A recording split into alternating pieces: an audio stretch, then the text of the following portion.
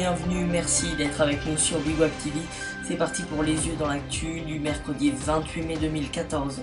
À la une aujourd'hui, Hollande qui réagit à l'affaire Big Malion. Le président a affirmé aujourd'hui à propos de l'affaire des fausses factures Big Malion qui frappe l'UMP que face à l'extrême droite, toute faiblesse devient une faute.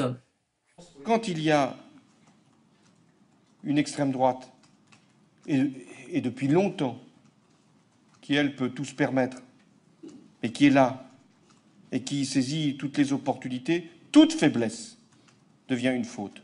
Si les partis, tous les partis, ne sont pas intraitables par rapport à ces questions-là, alors c'est la démocratie qui peut s'en trouver affectée, infectée même.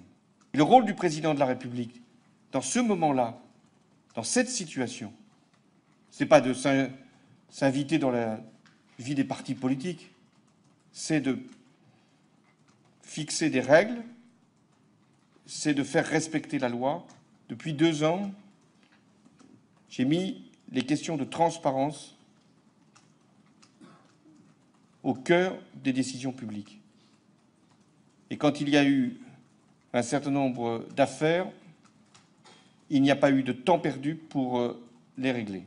Des milliers de Syriens affluaient mercredi dans leur ambassade au Liban pour voter en avance dans le cadre de l'élection présidentielle du 3 juin prochain qui doit aboutir à la reconduction de Bachar al-Assad.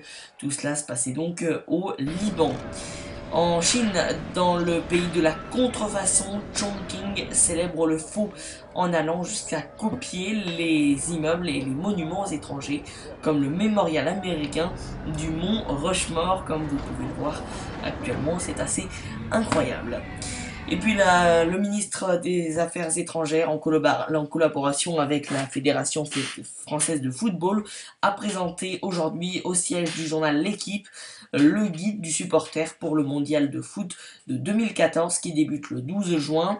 Selon Fleur Pellerin, secrétaire d'État chargé au commerce extérieur, du développement du tourisme et des Français à l'étranger, il serait près de 20 000 à se déplacer au Brésil pour supporter l'équipe de France. L'équipe de France qui s'est imposée hier soir 4-0 face à la Norvège. Il est important de le souligner. C'est la fin de cette édition. Merci de l'avoir suivi et à demain.